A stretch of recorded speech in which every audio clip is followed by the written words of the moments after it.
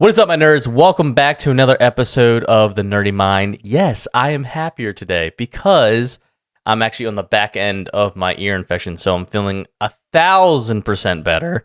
And I appreciate you all being very patient with me and not giving me flack for having just like a 20-minute episode.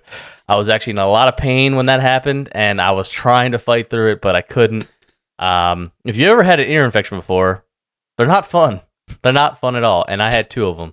So we are here, and I'm going to give you a full episode this time. And who's on the podcast today is Jason, and he's representing Maryland pretty hard right now. Oh yeah, for sure.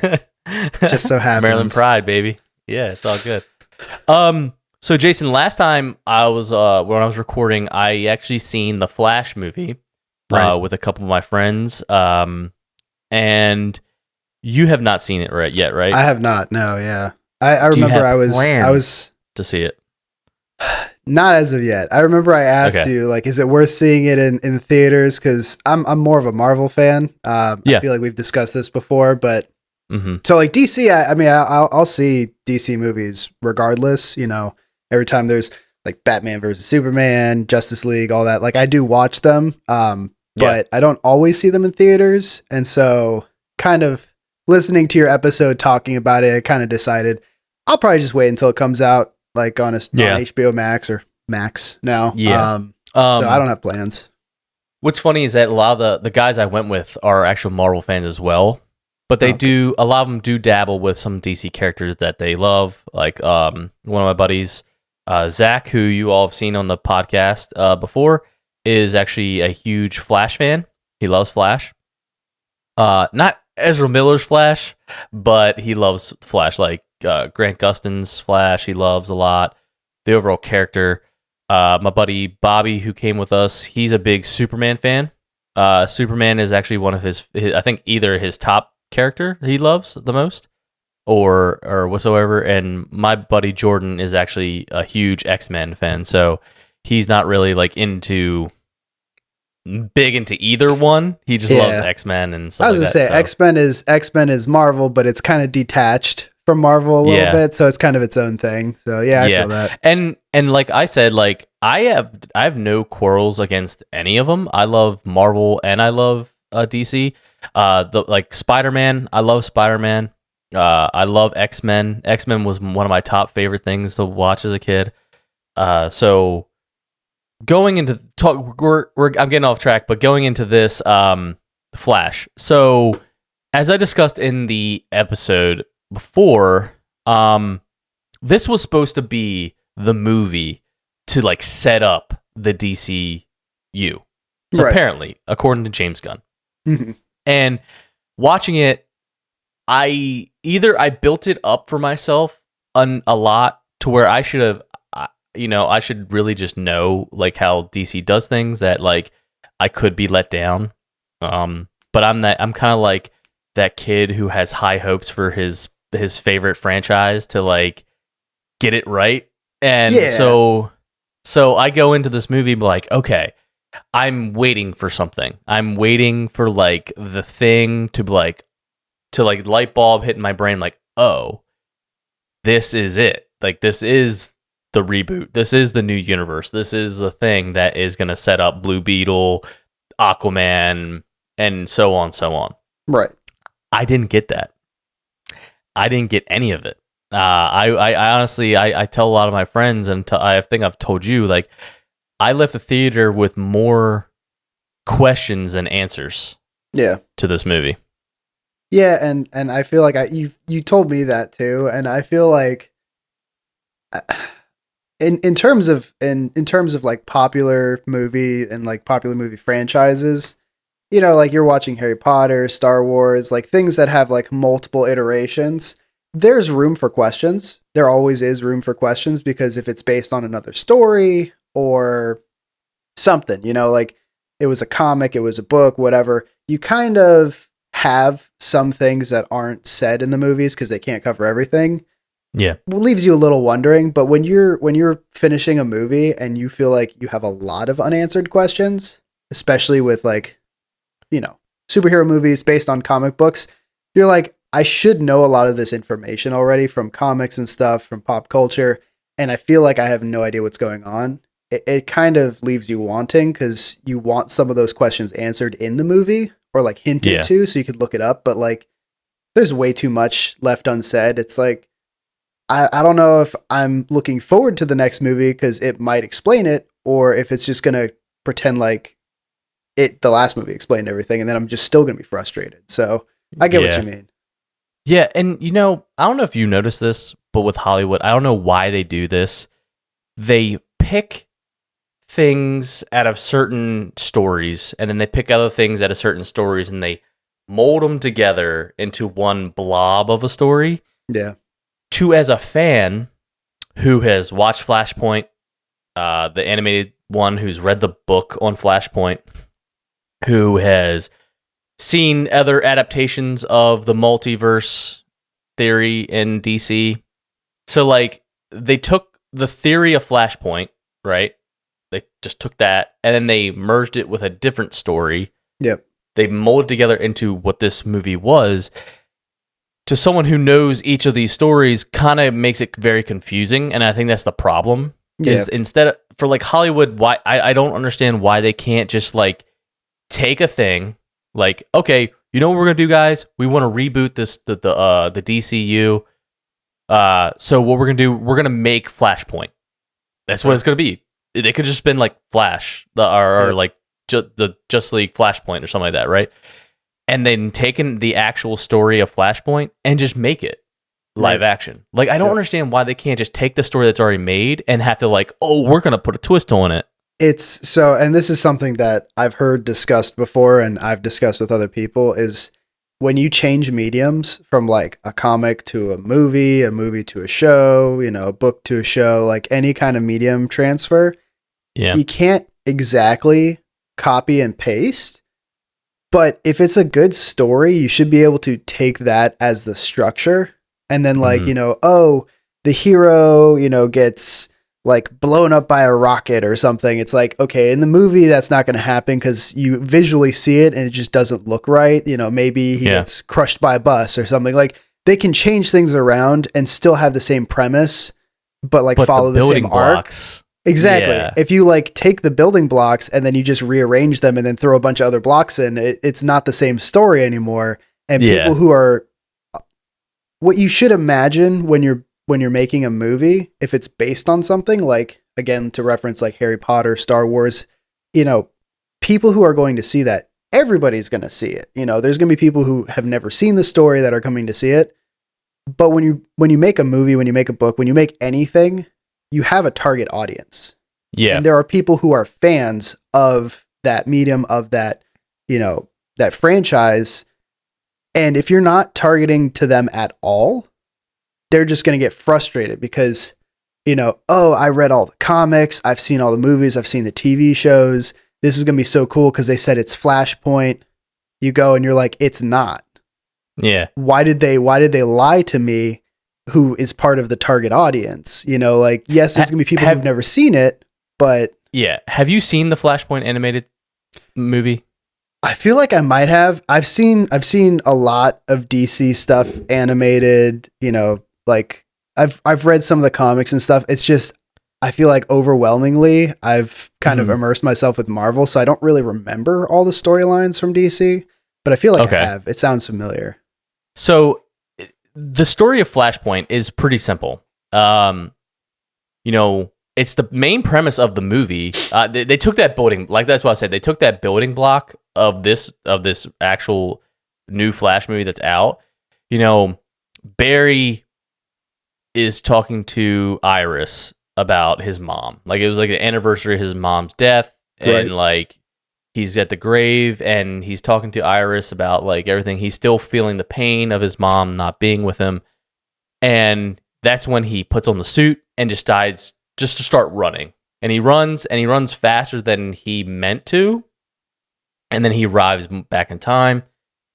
He prevents his mom from dying because he was at that point. And then he runs back, and then he realizes that real quickly he doesn't have his powers again. Like, he doesn't have his powers anymore. He notices that when he's at like there's slightly minor changes that he starts to realize, like he doesn't have his powers. His mom comes to the office where he works as like a criminal investigator. So like she's there and he freaks out because she's alive. And then he notices Superman's not around.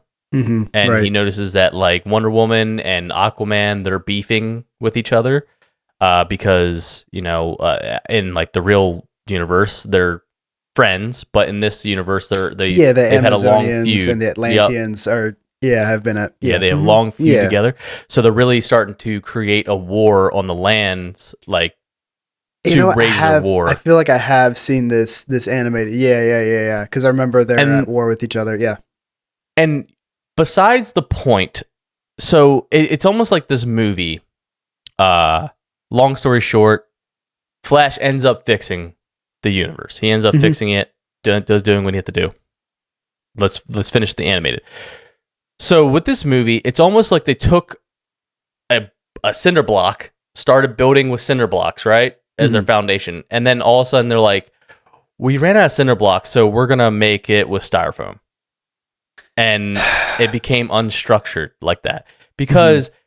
There's one thing that they could have done in this actual movie that I probably would have forgave them for everything else, and is that they didn't have Thomas Wayne as Batman in this movie. Granted, I love Michael Keaton. Michael Keaton's one of my favorite Batmans. I started watching the first Batman movie I've ever seen. I think was same. Batman. Yeah, with Michael Keaton and Jack Nicholson. Love it. It's still in my top tier movies, but. Michael Keaton isn't in another Bruce Wayne isn't in Flashpoint. It's supposed to be Thomas Wayne. Again, I get it. It's not the same storyline chain. Like I understand that. But if you're going to make a Flashpoint movie, just stick to like the building blocks. Stick to, it doesn't have to be like, oh, well, Flash gets hit by a bullet in this scene. So we're not going to do that. We're going to make him get hit by a bus, like you said. Yeah. Okay, that's fine. But don't change the building blocks. Yeah. Because, I mean, in comics, and I know this is in Marvel, and I feel like it's probably in DC to some degree too. I'm not fully immersed, but like there's different universes. There's like different universes where different things happen, and so there technically could be a universe where Flashpoint happens and it's Bruce Wayne and not Thomas Wayne. But that's not the story that was really ever told. So it's like, it's kind of weird to be like, this is the story, but we're changing it. But it's in a different universe where this does happen. It's like, well, why not just keep it as Thomas Wayne? You could have still had Michael Keaton too, and it just would have been Thomas Wayne. It would have been the dad. But like, this is why I hate multiverse theory crap, because then they can always write it off. Well, this isn't the same universe, right? When it comes to the comics, having multiple universes is cool because they can tell a different story.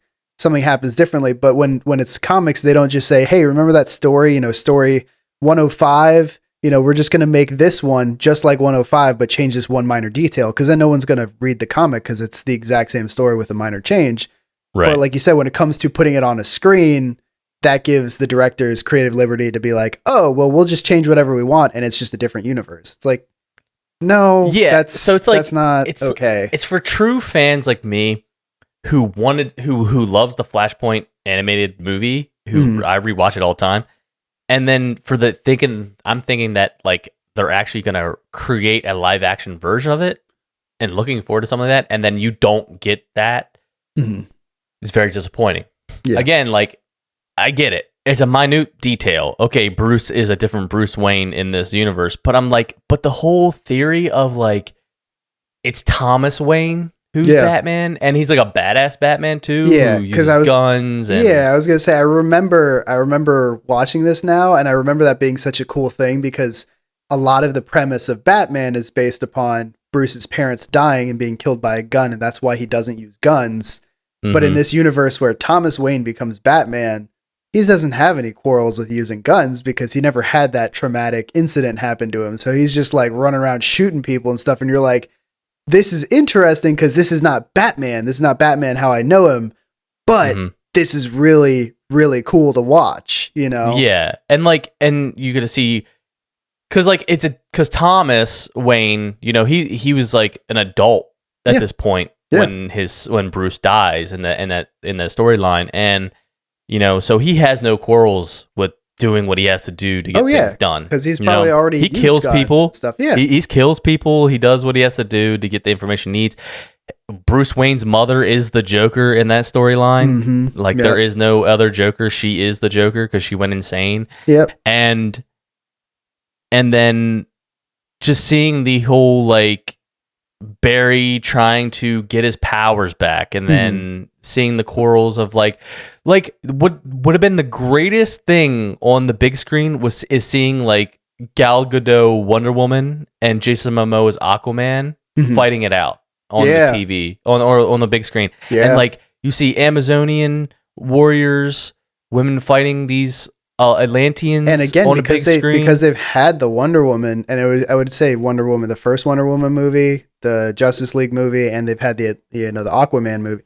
Like they have background for some of the characters in like, you know, like you would recognize some of the Amazonians, you'd recognize some of the Atlanteans, and so you'd be like, oh, that's so interesting because like I've seen them before as like characters, but they weren't relevant to the story necessarily because Wonder Woman's the main character, Aquaman's the main character, but to see them in battle fighting each other and stuff too, it'd be like, that's really interesting to watch. And again, because if Barry's going to go ahead and like fix everything or whatever at the end, they're going to, you know, some new universe, something's going to, you know, restart, then it doesn't matter if you have these people killing each other and stuff, because you can go straight back to like the regular universe of them just being alive or whatever, because this never happened. So it's like, why not follow, you know, Flashpoint and actually have these battles and stuff that are going to draw people in, you know, like you put that as a, you know, a coming attraction, and people are like, whoa, like watching Aquaman and Wonder Woman fighting. And you're like, what's happening there? Like people who've never seen this storyline are going to be so enthralled. And then like watching this battle, and it's not even central to the whole plot of the thing. It's just like a side thing going on. It's so interesting. Yeah, and like, I mean, there's one thing that you could put in there that why people might say, well, they can't do Flashpoint. Reverse Flash. Right. He's never been introduced into the Justice League. I get it. You can't really put him in. So that's fine. You don't have to have Reverse Flash in there. Barry's the one who fucks everything up. Okay, cool. You've already explained that in the movie. So you don't have to have Reverse Flash in there. But you could have the other characters that have already been introduced into this DC universe. Yeah. And Shazam could have been in the movie too, because the Shazam family has already been introduced. If Shazam is in this technical universe, you know what I'm saying? So like I already can create a better movie than what they did. And I was going to say too, like the Reverse Flash thing, the whole Reverse Flash thing, if they really wanted to introduce him later down the line, if they want to keep this franchise going and they want to introduce him, they could even have like clips from this movie where in the future they have like Reverse Flash and he's like, I was watching you, you know, in every universe or something, and just like have scenes of him just like during these battles and stuff, just watching from afar, even if he's not like, he's supposed to be in Flashpoint, but just have him be in Flashpoint but not interacting with Barry at all. It's like slightly different than what the story would have been, but then you're like, oh, he was there. And then people who are diehard fans are like, yeah, he was there. He just wasn't interacting this time. Like, oh, he was just watching it all happen. You know, like you could do that. And you could even, honestly, now that I'm thinking about it, you could even introduce Reverse Flash in this movie. Yeah. Because Reverse Flash isn't from the same timeline. He's from the future. Yeah. So he's angry at Barry for getting all the spotlight for being the quickest, fastest speedster. That's why he goes back in time to kill Barry, so that way he doesn't exist. It's the dumbest thing. Yeah. But he is a great he's a great villain, you know. He is. It's just it's such a funny premise that it's like, you know, I'll show him, I'll go back in time and kill him off so that I'm the fastest. It's like, just calm down. Yeah, man, sociopath, man, damn. Yeah. But like, it's like little things like that kind of like made me really upset with the movie. Granted, the movie was okay. I'll give the movie a 7. It was good. It was funny, but there were things like where they did not hit the mark for me, man. Where I'm like, I'm kind of nitpicking right now, but I'm just like, this is like your last hurrah. Like, why not? And granted, Michael Keaton in the movie was great. His fight scenes were pretty badass, to be honest. And that's what I'm saying though too, is like they could have kept him as Thomas Wayne and just had Michael Keaton play Thomas Wayne, because it's not like every iteration of Batman has to be the same actor going forward. You know, like they have different actors, and there are people nowadays who'd be watching this movie who have never seen that movie, never seen him as Batman, and so it's just like, oh, this Batman is so cool.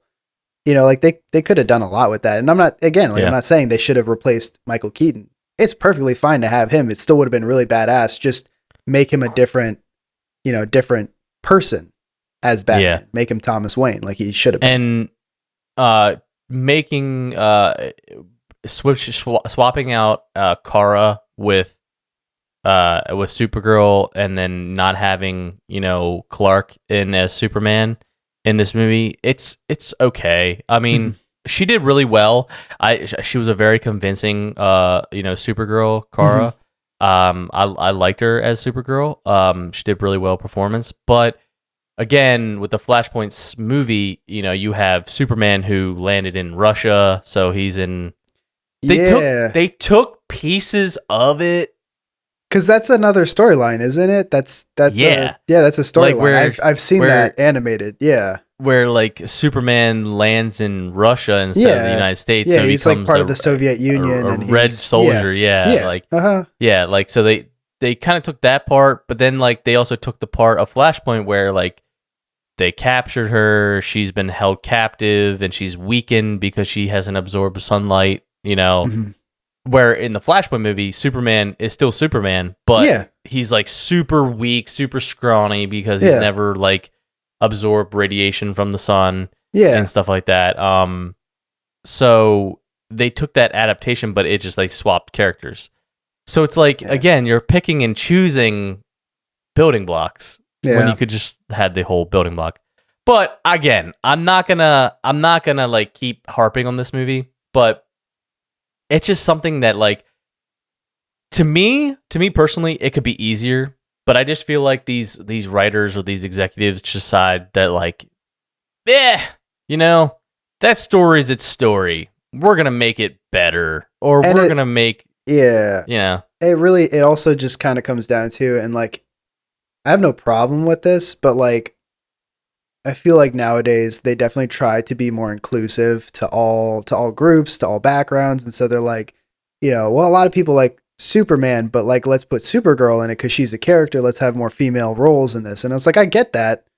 Yeah. But like, you could have, again, followed the actual storyline and how Gal Gadot and all the Amazonians, and you'd have a bunch more female representation in the movie. And just have Superman and have him be scrawny like he is in Flashpoint. And it's like, you still get the same thing, but you're just like, I want the big name to be Supergirl. And it's like, but Wonder Woman and all the Amazonians, like, why? Like, you just taking a different approach you think is better. And maybe it was a funding thing. Maybe if they had Gal Gadot, they had all these, they'd have to pay a whole bunch more money to get this cast. And like, I get it, but also why, Yeah. And like, I get it. Like, you want to be inclusive, and I totally understand. Yeah. But we've never been introduced to Supergirl. She's never been introduced in the universe. So why not wait to introduce her and give her her own standalone movie, which she is getting? Yeah. Yeah. So like introduce her in her spotlight. Movie. Yeah. Introduce her in her movie, so you can go really into the character, get the whole background and everything, and then introduce her into the franchise in another movie or something, rather than like just kind of throwing her in there without really introducing her. And there's this whole other plot going on that you have to follow. And then like, then she gets a movie where you go into her background. It's like, I don't know. I could see her like having her own movie where she finally comes to Earth, right? Meets Superman. Superman like trains her up. And then that's when you can start setting up, because then you have Blue Beetle coming out. Then you could have Brave and the Bold movie. So you could introduce the Damian Wayne. You could have a Teen Titans movie where she joins the Teen Titans, and then you have your own thing there. I just created something. I feel like, and again, I don't see the whole picture because I'm not someone producing these movies. I'm not someone writing these movies. I always get this feeling that Marvel, when they're planning their movies, are thinking like 5 movies ahead. Like, if we do this now, we can like down the line do this, and this. Whereas DC, I feel like they're planning 1 movie ahead at a time. And it's like, I feel like you should be planning more so that you can introduce more things. You can have an expansive universe. And now they're trying to do that more. But like, this movie didn't seem, and again, I didn't see the movie, but based on what you've said, it doesn't seem like a step in that direction to be more expansive. And like you said, you got Teen Titans, you got all these things you could start making movies of and start like bringing these characters in, but they're just let's do this movie because people like this storyline, but let's change the whole storyline. Then why did you do the movie? I'll just say this, and then I'll just kind of stop beating this dead horse. But like, I don't see where they're gonna go next because you got Blue Beetle coming out. Like, is Blue Beetle gonna be the next? Like, is the start of the new DCU, or is Aquaman 2 gonna be the new, or is Aquaman 2 still the old? Because he was in this movie, right, and stuff like that. So it's like, is he gonna be? You know what I'm saying? Like how, where, like, that's why I'm like left with more answers, and I guess time will tell. But it also makes me not want to like invest my whole time into this this series. And like, it's sad. Like, I'll keep watching the animated stuff and keep reading the comics and watching their anime stuff, but it makes me not want to like get super excited and invest my time into this story, and kind of want to take a step back, be more reserved, and kind of like switch to just sticking with Marvel for now, because they kind of have their shit together. And I'm just hoping James Gunn really does have a full control and idea of what he wants to do. Maybe this movie was not the best start in doing that, but maybe going forward, the next couple movies will really kind of tie everything in and start going in that direction. Maybe we can only hope, Yeah. Well, there's one thing that I can say that who does have their stuff together for now, and it is actually Sony and Final Fantasy, or Square Enix, I should say. Square Enix, because Final Fantasy 16 came out, and I've been anticipating this game. I've been watching the trailers for it. It looks super good.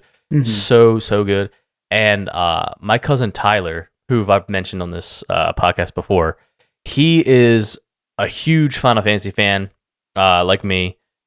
He's not like, I would say like he's super fanboy, where he's like every game is the greatest game that they make. So it's actually kind of hard for him to get excited for certain games because he can be very particular and picky. So I woke up this morning because he bought it over the, I guess, when it came out, and he was telling me the night before, he was like, "Hey, I just bought Final Fantasy 16. I'll let you know how it is because I know you want to know." And I was like, "Yes, definitely let me know." I wake up to a text this morning in all caps, "Dude, you've got to buy this game. It's amazing." And for him to give like a standing ovation for a game like that has me super excited that it's definitely like the next step to like these next generation consoles. So I know you have a PS5, right? Yeah, I do. I mean, and that's the thing, is I haven't played a lot of the Final Fantasy games. So like, I would be interested in playing it. I'm probably going to end up watching you play or something and just kind of see how it is. But like you said, to take a step back, Sony does have, or Square Enix has their shit together, because, if there's 16 of these games now and people are still fanning over them, like, they're obviously doing something right. Like, how many video game franchises have a 16th game? Like, that's just, that's crazy. And so, I definitely am interested. I definitely have to see how it is, because like I said, the only I think Final Fantasy I've played Crystal Chronicles, and I've played 7 and the remake, at least part of the remake of 7. So like, I kind of have like an older picture of what Final Fantasy is, so I don't know what the newer games are like. So I'd be interested in seeing. Well, I mean, at least with the remake, you played the first part. So you kind of got an idea on what Square Enix is kind of going with now. Right. A lot of people, there's one person I talked to recently where they're like, they don't like the direction that Square Enix is going. They're like, I really want a turn-based game. And I was like, that's your opinion. I mean, you can have that opinion, like you want them to go back to a turn-based. Everyone but I'm like, has opinions. yeah. But he was like, no, my opinion's right. It's correct. I'm like, yeah, that's bold. That is very bold for you to say that. Especially because games used to be turn-based. That used to be the big thing, and now it really isn't. Like Pokemon still kind of has that, but that's like one of the only franchises that still has consistently done kind of turn-based. Right. So yeah. And I played some indie games that are turn-based. Yeah. You know, some like Dragon Quest or some other like I think it's I forget the name of it. Oh, Chain Echoes. Chain Echoes is like an indie game, has turn-based, but it's a different style of turn-based. They kind of create their own thing, so it makes it kind of unique. Right. That's fine. But to me, I think turn-based is dead.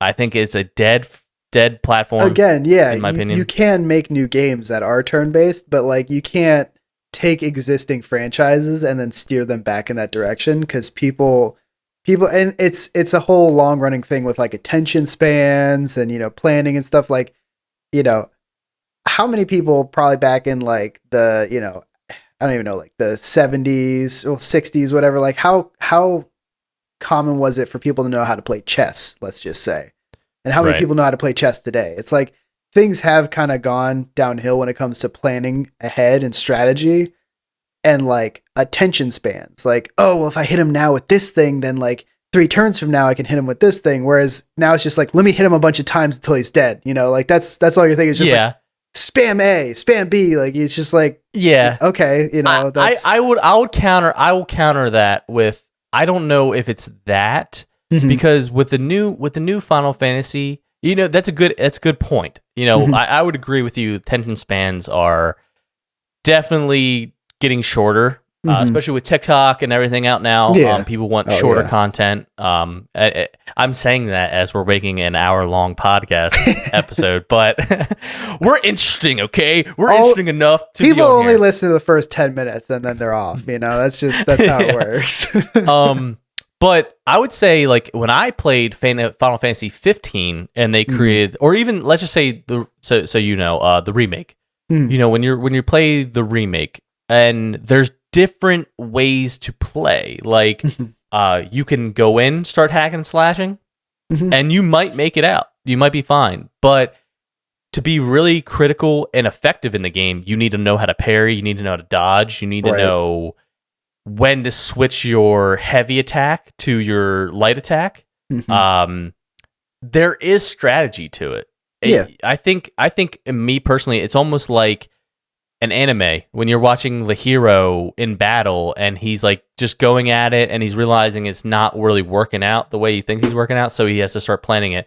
That's kind of how I take it when I play these games, where I'll go in head first, and if I start seeing myself getting wrecked, I'm like, okay, I need to take a step back and start being critical about how I'm going to attack and when to use magic and when not to use magic and when to dodge and when not to dodge. So it's almost like strategy changes, I guess. I can't say that there's no strategy because you're right. Like any game nowadays, like there really is strategy behind it. Like you play Dark Souls, the same kind of thing. You got to learn how to parry. You got to learn when to dodge, when to attack.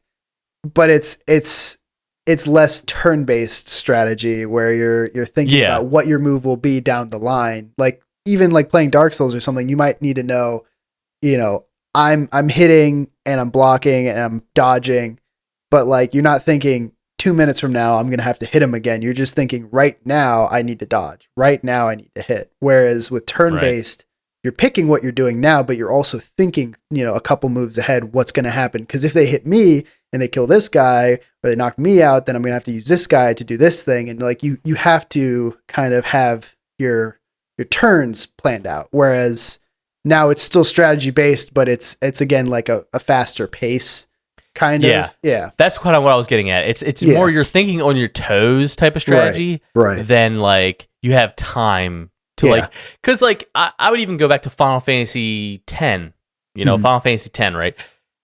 I could, if it was my turn, I could sit there and think about, like, for as long as I wanted to, I could just sit there and think, all right, how do I want to do this? Right. He keeps hitting me with this certain thing, blah, blah, blah.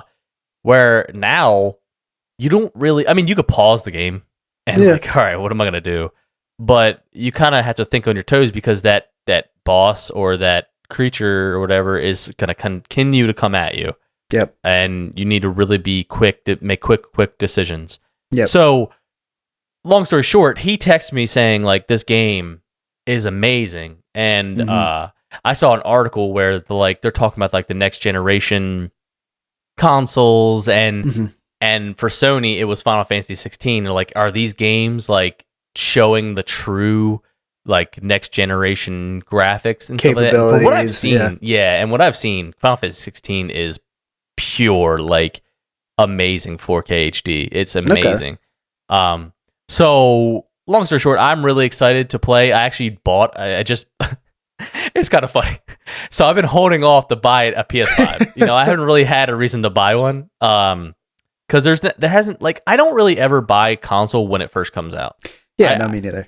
That's just something I just don't do. I don't know. Like I think the only one that I actually did buy when it first came out was probably the Nintendo Switch. I want to say maybe the 360 and the Wii for me, but I think with both of those, my brothers and I like put money together so that we could buy it. So like no one of us had to like save up. But that was like way back when, and my brother was the one kind of driving that. But like since then, the Switch. I think the Wii. I think the Wii was for me as well. But the thing of it is, they had a free game called Wii Sports, and you could play that game for hours. Yeah. You can still go back and play it, and it's still fun. Wii bowling. It's still fun to this day. Tennis, just like.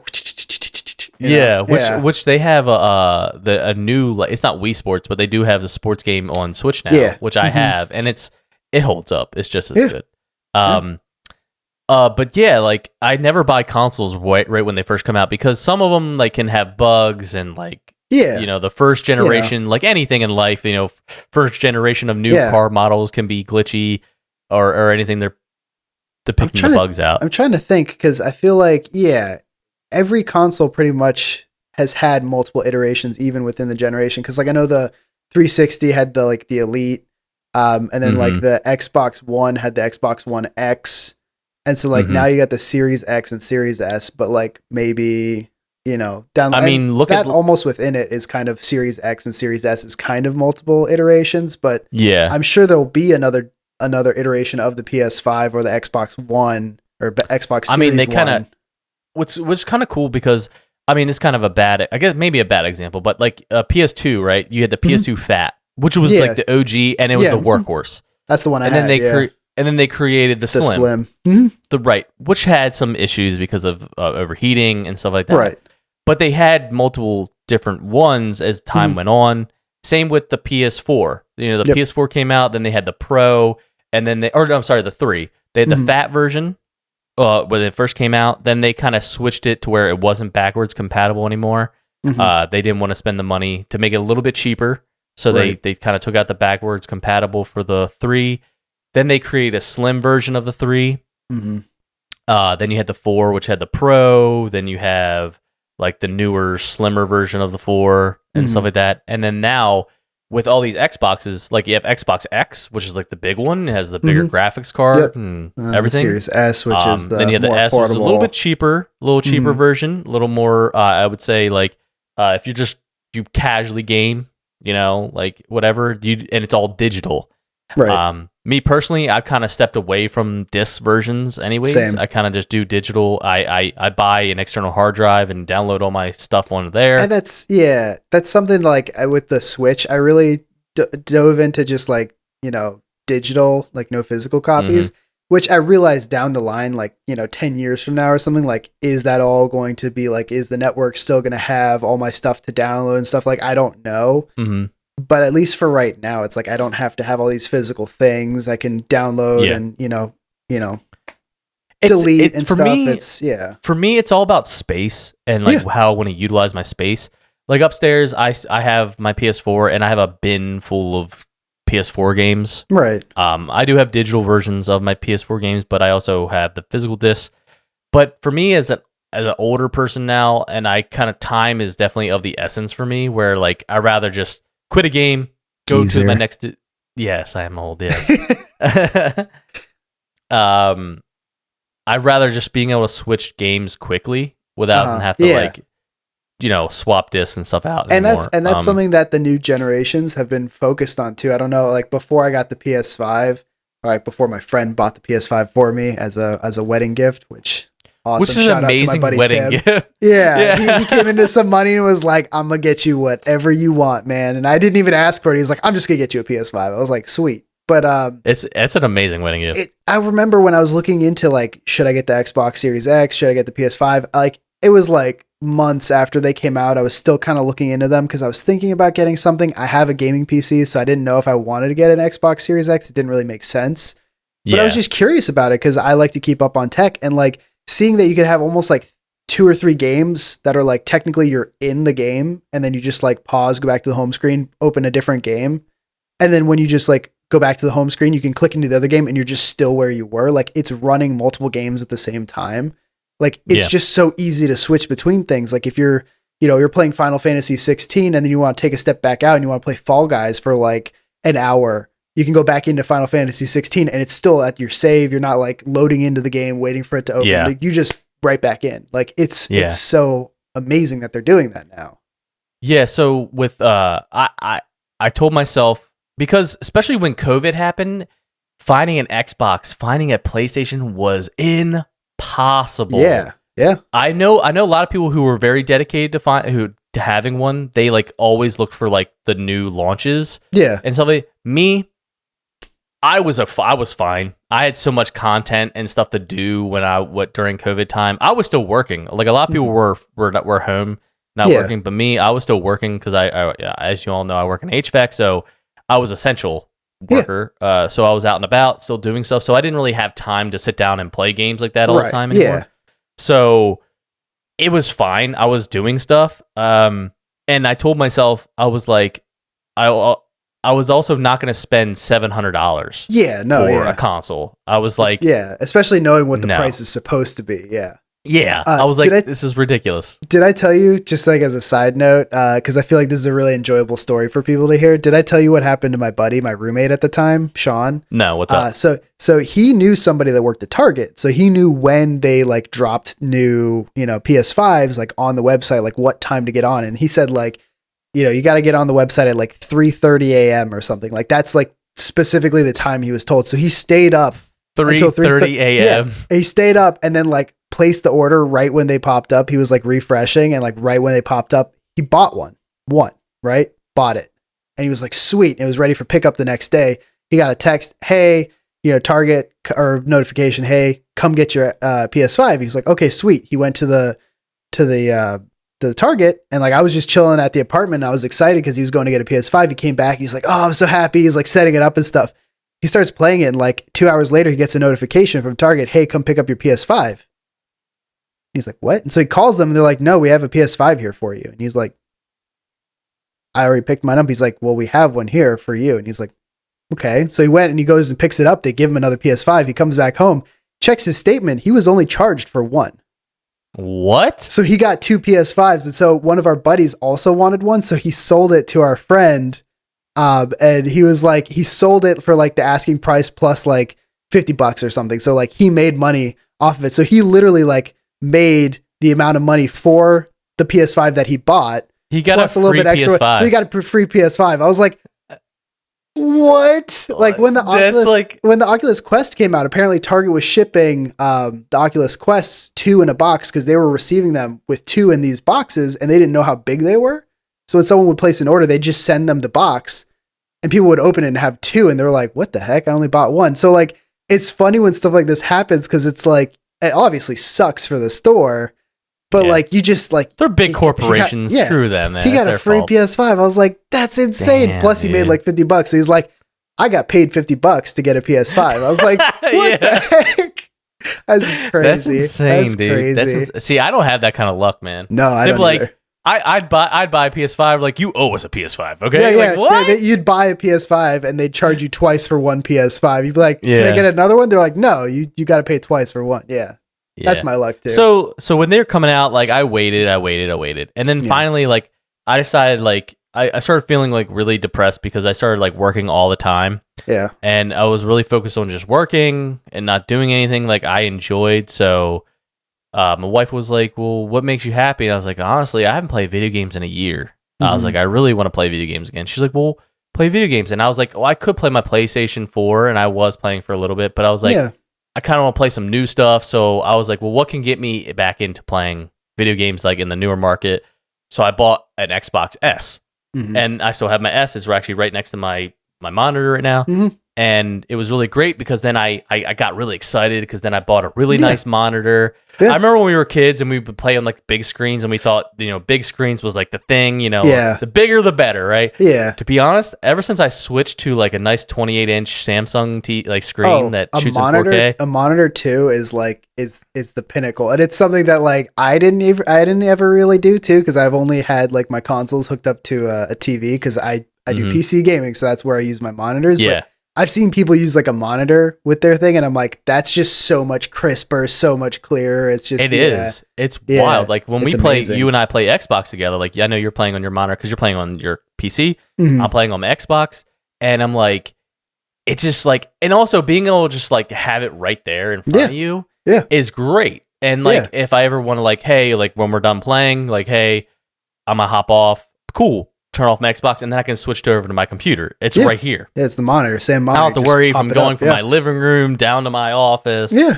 I'm already just here. Yep. So it's definitely fun. So I got into playing video games again, and then I was like, I kind of got the hankering. I was like, I'm a Sony boy. I've always been a Sony boy. So I was like, for me, having an Xbox was like, I'm cheating. I'm cheating. Yeah. But again, with me being older and wiser, they all have their benefits. There's Xbox games that I love, and there's Sony games I love. And especially like we were saying with like the iterations, like the Series X and the Series S, like the Series X and the PS5 were the competitors.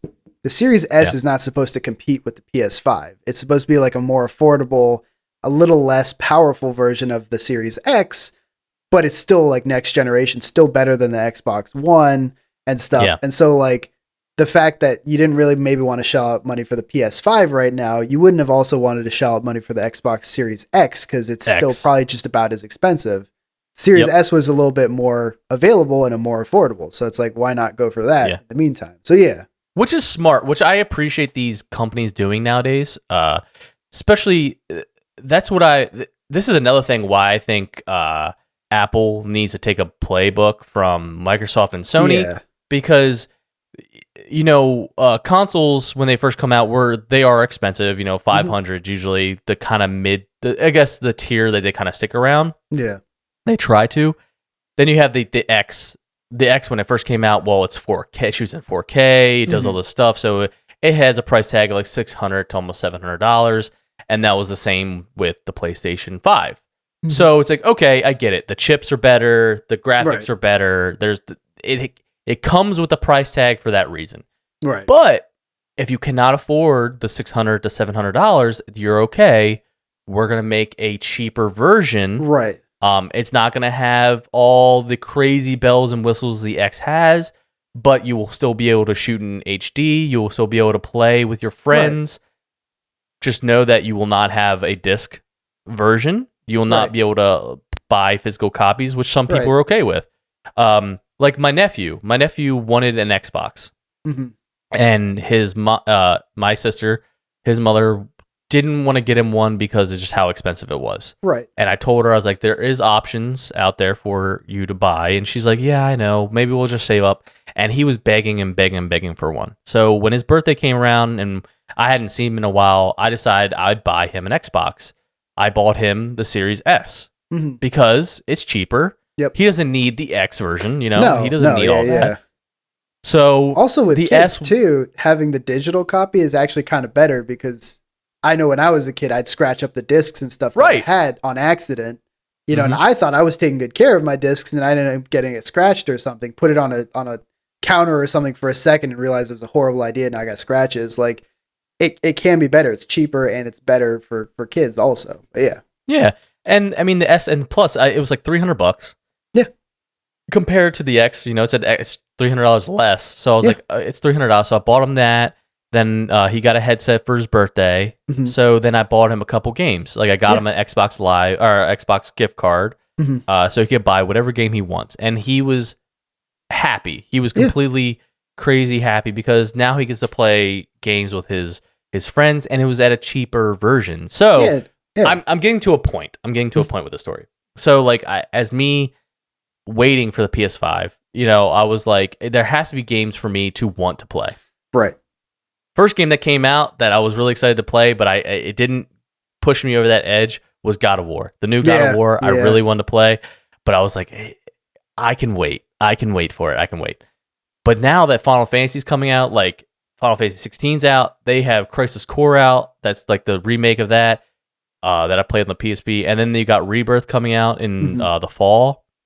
I'm like, okay, I think it's time. Yeah. So last night, let's be honest, you were just waiting for the Final Fantasy stuff. That's what put you over there. True, and it did. It really did. It really. You get all the other games. You're like, but I don't know. And one Final Fantasy comes out. You're like, okay, yeah, maybe I'll buy it too. Okay, I'm gonna buy it. Yeah. So like, when my cousin texted me last night, he's like, hey, I bought Final Fantasy 16. It's really good. I was like, okay, I'm gonna buy one. And I said to myself, I'm just going to wait. I was going to save up some money. But I actually ended up buying the digital version of the PS5. Mm-hmm. I don't think the specs-wise there's anything different between the digital and the disc. That's what I was going to say is I remember because there's the Series S, the Series X for the Xbox, and like one is definitely smaller, definitely digital. And so that's why they got the different price point. And I know they did the same thing with the PS5. One's digital, one's disc. And I know there's a price difference, right? I don't really remember what it was. I don't remember what my buddy got. I paid $3.99 for the digital version, plus taxes, obviously. Yeah. But I think the disc version was like $5.99. Or yeah, like I was gonna say, or $5.99. I feel like it was considerably more expensive. Like you would imagine. I think it was $4.99 with just the console. Yeah. But then if you wanted to buy like a bundle, like they had a Final Fantasy bundle, which was like $5.29 or something like that. I was say because I know it's like at least like $100 more just to have the disc drive, which you wouldn't think is like $100 more expensive to put that in there, but maybe it is. I have no idea. But the thing of it is, it's not just like a CD disc drive, Yeah, it's like it's true. It's whatever they're copying them discs on still. Like I don't know if they're still using Blu-ray discs or whatever, so it has to be a specific disc drive that they're using. Yeah. And that's why the PS4 and the PS3s were so expensive because they were using Blu-rays, not just CDs. Right. Or DVDs, I mean. But yeah, so I bought one last night and it's coming in this week, so I'm really excited. So I have to rethink my whole setup here for the gaming channel because right now I got my Xbox next to me. I've started like clearing out space for my PS5 to go here. I'm probably gonna buy a second monitor. I was gonna say at the very least you gotta have like a 3-port HDMI switch that you can like click 1, 2, or 3 to like switch between them at least, if not get like a second monitor or something. Yeah. Yeah, so I'm really excited. So we definitely, for the gaming channel, you're gonna see a lot of different things happening now. Xbox, PC, and PlayStation. I'm rocking all of them. I don't care. I'm not at least to any of them. Yeah. But I'm really excited for the PS5 because again, I'm a Sony boy, so I'm really kind of happy to kind of get my hands on it again. Yeah. We were talking about fun. Okay. I say for just a little side note, and this is like a little plug for me is if you're getting your PS5 and you're just gonna start playing a couple games, one of the free game that comes on the PS5, Astro's Playroom, is actually really fun. It's kind of like almost like Super Mario Odyssey. I think that was the one that came out on the Switch, right? It's really fun and it's all PlayStation themed. So it's like you unlock things in like a little like trophy room, and it's like you unlocked like the PS3 Slim, the PS3, and they have like all different kind of little unlocks. So you're like learning about all the Sony stuff and like the Sony history and stuff. And they have like little references to different games, like different Sony games and stuff. It's fun. It's not a very long game probably, but I definitely had a really good time unlocking everything in that. So definitely look into that.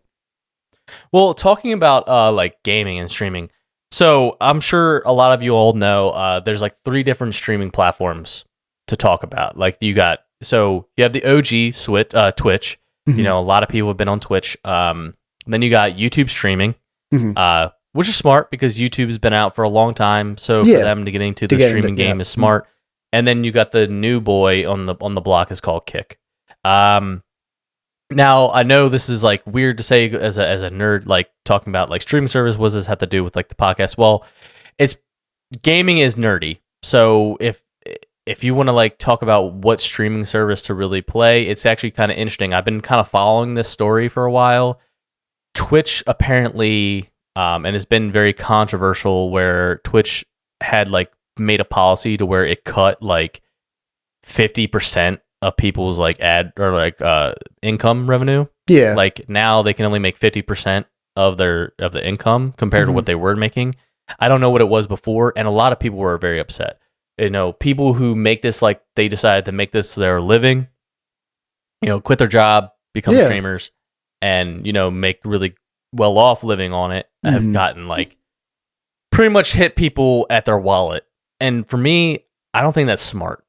Because a lot of people were threatening to jump ship from Twitch to go to either YouTube streaming, and a lot of them are actually jumping ship to Kick now, because Kick apparently is like paying people like 95% of their equity that they make off their videos, where they take a little bit kickback. Yeah, it's one of those things. It's not something that maybe everybody was thinking about going forward with like people.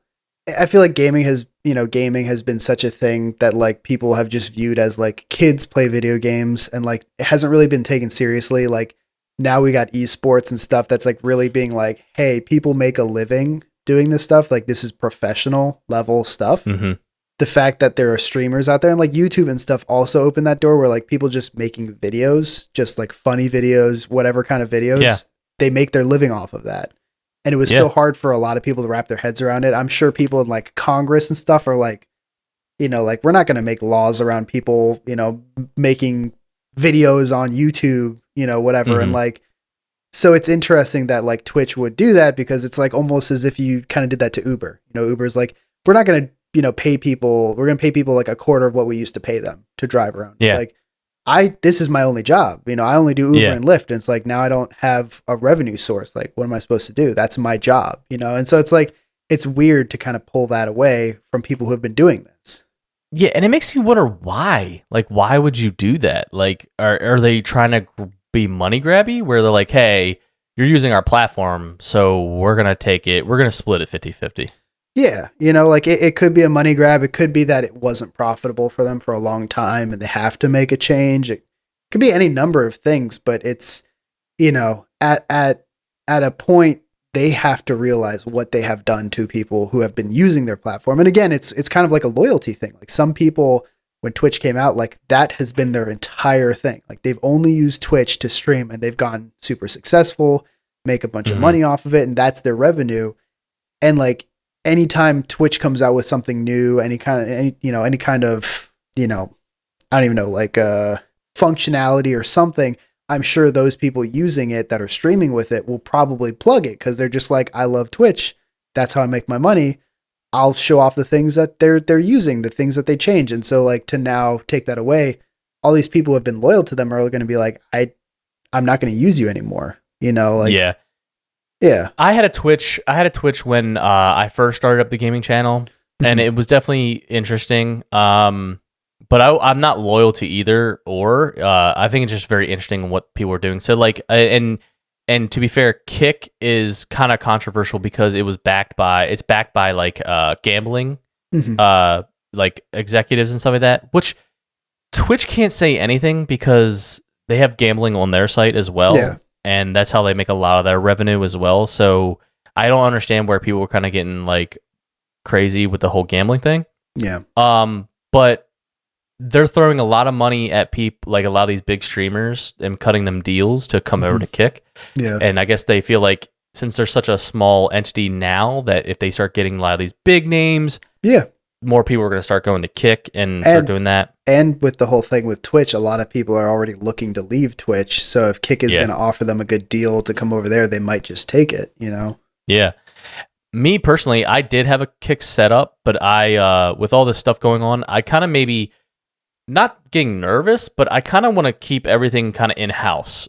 So with YouTube streaming, I kind of decided that I might stick to just YouTube stream, because what made it interesting was that when you YouTube stream, like live stream, like as you're playing games and stuff like that, all your videos are kind of already getting pre-uploaded to the channel. So like you have your thumbnails already pre-made, you have your titles already made, and descriptions and stuff like that. So like once you're done streaming, it already uploads your video. So there's like no thought or extra steps involved. That's cool. Yeah. So that's why, and from what I saw, like YouTube streaming has a big following. A lot of people already use it. They still have like the chat stuff on there, and stuff especially like that. So if you already have like multiple channels, you know, like with the podcast and then the gaming. Like there are some people, like Mr. Beast has like 7 or 8 different like channels for different languages and different things. Like it probably makes things ways. It's almost like the Apple ecosystem where everything kind of like works together. Like you have this all pre-populating and stuff. Like that's I could see why that's definitely worthwhile. And for someone like me, like who spends a lot of their time coming up with ideas and like editing and all this other stuff and like making thumbnails and doing all this stuff as a editor, definitely takes a lot of the process out, which I like, because then it saves up more free time to either play games or create other content for this podcast and stuff. So that's why I'm kind of sticking to, I know I kind of seem wishy-washy, like which one is he really trying to do? But I'm still trying to figure it out. But I think YouTube streaming is like my thing where I might try to stick to, because it just overall keeps it all in one platform. And I'd say it's a good future-proofing platform, just because, you know, YouTube has been around for so long. You know, the streaming it's not going anywhere. Yeah, the streaming portion might be new, but having YouTube as the backing for it, like Twitch it was something that came out of nowhere and like has become so big that now that they've made this decision, you might see them start to tank over time. Kick being brand new, it could go up, it could go down with all the controversy. YouTube streaming isn't really going anywhere. It's probably just going to consistently be there. So it's kind of like the safer route for me. And that's why I kind of want to do it. But I know it sounds weird being safe. No, you don't really, big people don't really get far being safe. But me personally, it's more of a time saving thing for me. That's why I'm doing it. So so be on the lookout. I think we can end it there, man. We did pretty good. So check out the gaming channel, YouTube, the Nerdy Mind Gaming on YouTube. Videos are uploaded on Saturdays, and I'm actually uploading another video on Sundays too. So I'm gonna try to do 2 on the weekend. So be on the lookout for those.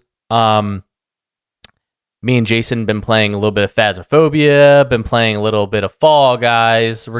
So we actually stopped playing Phasmophobia because our hearts couldn't take too much more. I felt like I was going to go in cardiac arrest. Going forward, I think there's a big update coming in August. I think July they're kind of changing some stuff. August, I don't know if you've seen this or if we've talked about it either, but Phasmophobia is coming out on consoles in August.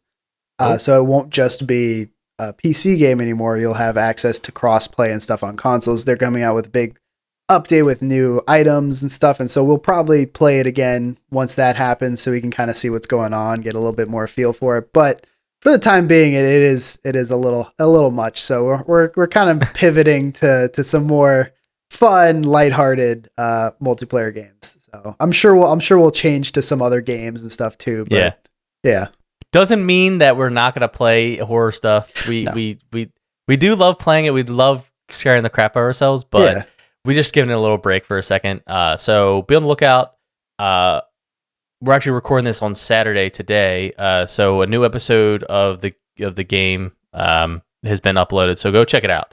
New episodes of the podcast come out on Tuesdays, as I mentioned before. If you want to watch the video version, go to the YouTube channel, The Nerdy Mind, or you can listen to the audio versions on Spotify, Apple Podcasts, Google Podcasts, and many others. If you want to, go to the one-stop shop called thenerdymind.com, is where you can see all the social medias. You can go and see the podcast hub to see all the streaming services we're on. All you have to do is click on them, and then it takes you to the actual podcast itself. I have videos of the channel up there to where it can redirect you to our channel as well. Like I said, it's a one-stop shop. Talks about a little bit about myself and what I do. It's very fun stuff. But Jason, thank you for coming on the podcast as always. Anytime. And to you all, stay nerdy, my friends.